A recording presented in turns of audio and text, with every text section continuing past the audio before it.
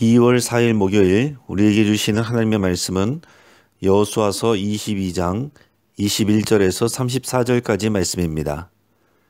오늘 본문을 통해서 갈등 해결이란 제목으로 말씀의 은혜를 같이 나누겠습니다. 한 부인이 비행기의 탑승 시간을 기다리면서 대합실에 앉아 있는 동안 신문을 읽고 있었습니다. 그 여인은 자리에 앉기 전에 대합실에 있는 간식 파는 상점에서 비행기를 탄 뒤에 먹으려고 한 봉지 쿠키를 샀습니다. 신문을 읽으며 곁눈질을 해보니 자기 곁에 앉아있는 신사가 그것을 먹고 있었습니다.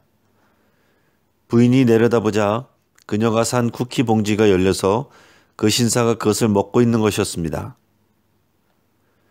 부인은 그 신사가 남의 쿠키를 먹을 만치 염치 없는 사람이라는 것이 믿어지지 않았습니다.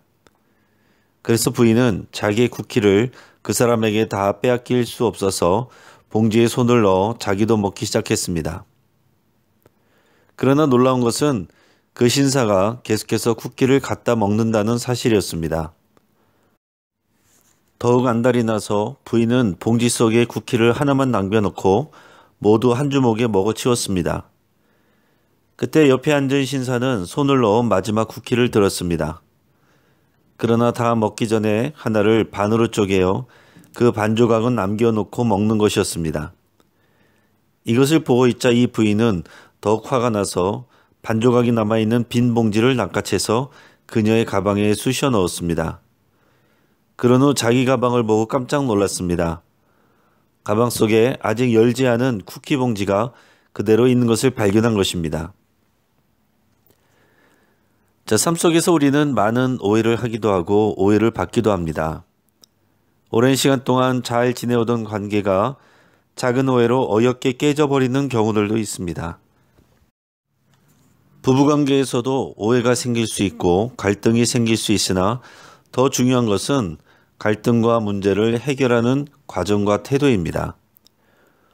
공동체에서도 선한 의도로 한 일이 오히려 의심을 받거나 오해를 받기도 합니다. 좋은 공동체는 오해와 갈등이 안 생기는 공동체가 아니라 오해와 갈등을 잘 풀어낼 수 있는 공동체입니다.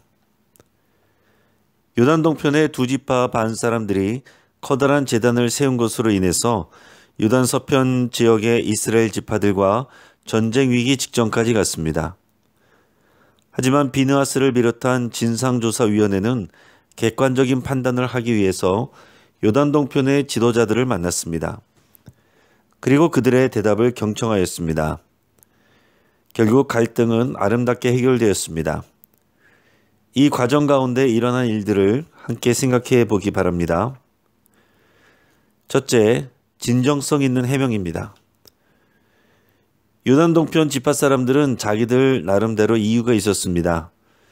그들은 자신들의 진위를 오해받는 것으로 인해서 분노하거나 흥분하지 않고 차분하게 자신들의 입장을 진정성 있게 설명하였습니다.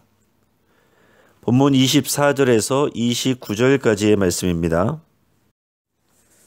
우리가 목적이 있어서 주의하고 이같이 하였노라. 곧 생각하기를 후일에 너희의 자손이 우리 자손에게 말하여 이르기를 너희가 이스라엘 하나님 여호와와 무슨 상관이 있느냐. 너희 르우벤 자손 갓 자손아 여호와께서 우리와 너희 사이에 요단으로 경계를 삼으셨나니 너희는 여호와께 받을 분깃이 없느니라 하여 너희의 자손이 우리 자손에게 여호와 경외하기를 그치게 할까 하여 우리가 말하기를 우리가 이제 한 제단 쌓기를 준비하자 하였노니 이는 번제를 위함도 아니요 다른 제사를 위함도 아니라 우리가 여호와 앞에서 우리의 번제와 우리의 다른 제사와 우리의 화목제를 섬기는 것을 우리와 너희 사이와 우리의 후대 사이에 증거가 되게 할 뿐으로써 너희 자손들이 후일에 우리 자손들에게 이르기를 너희는 여호와께 받을 분깃이 없다 하지 못하게 하려 함이라. 우리가 말하였거니와 만일 그들이 후일에 우리에게나 우리 후대에 이같이 말하면 우리가 말하기를 우리 조상이 지은 여호와의 제단 모형을 보라. 이는 번제를 위한 것도 아니요 다른 제사를 위한 것도 아니라 오직 우리와 너희 사이에 증거만 되게 할 뿐이라.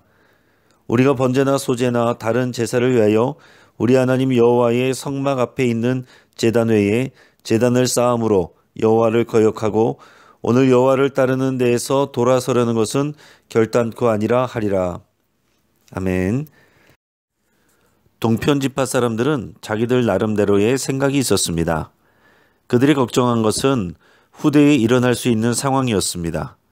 자녀 세대가 장성했을 때 요단 서편 지역의 자녀들이 오늘의 일들을 제대로 알지 못하고서 요단 동편 지역의 자녀들에게 너희가 이스라엘 하나님 여호와와 무슨 상관이 있느냐라고 하지 않을까 하는 염려를 한 것입니다. 하나님이 약속하신 기업은 요단 서편 지역이니까 요단 동편의 사람들은 하나님이 주신 기업에 참여할 자격이 안 된다고 할 수 있겠다라는 생각을 한 것입니다. 요단 동편 사람들의 생각은 그럴 때 증거가 될 만한 상징물을 만들자는 것이었습니다.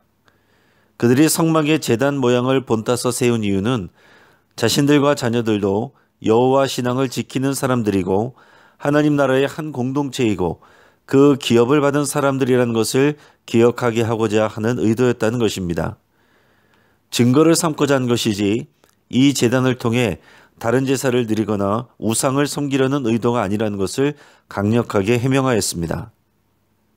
어떤 오해가 생겼을 때 감정이 앞서면 문제 해결이 어렵습니다. 말하는 사람은 진정성 있게 설명하고 듣는 사람은 편견을 버리고 진지하게 들어줄 수 있어야 합니다.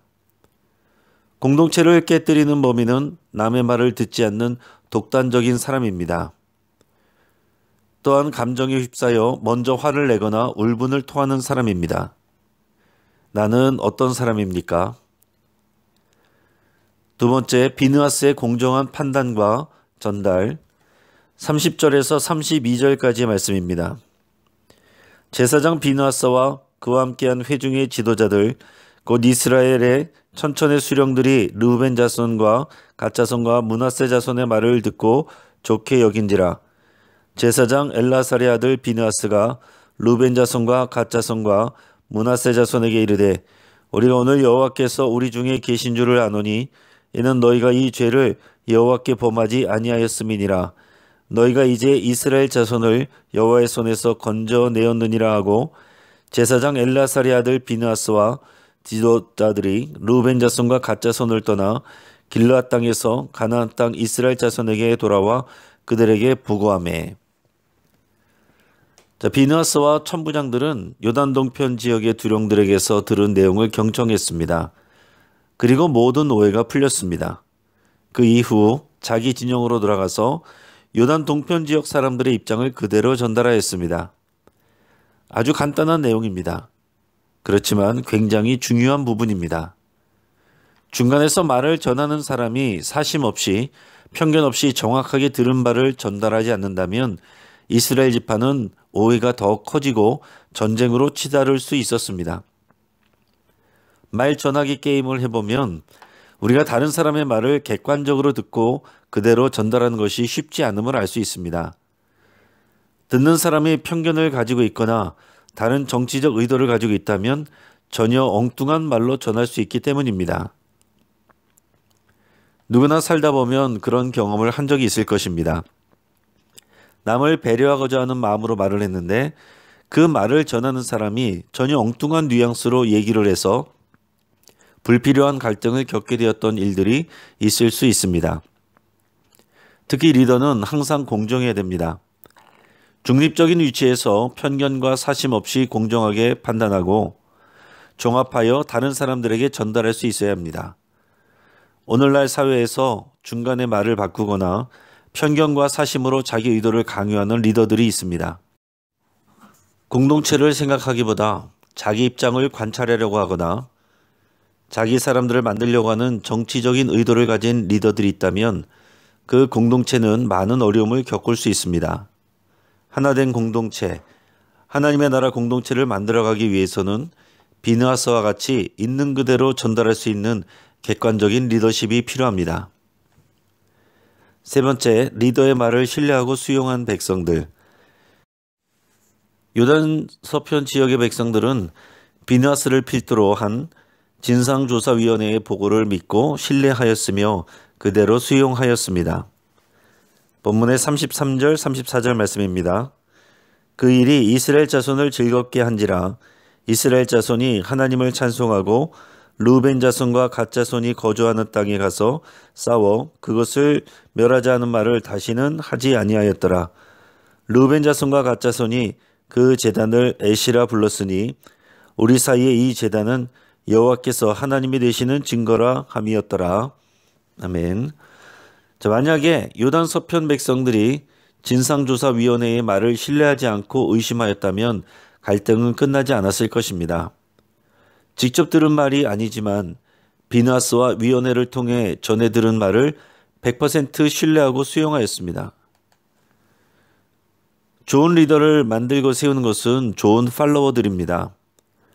아무리 능력 있는 지도자를 세워도 공동체원들이 신뢰하지 않는다면 그 공동체는 힘있게 설 수 없고 바르게 설 수 없습니다. 어떤 사람들은 사람을 대할 때 일단 의심부터 하는 경우가 있습니다. 객관적인 증거도 없이 주관적인 판단으로 정죄하고 비판하는 경우가 있습니다.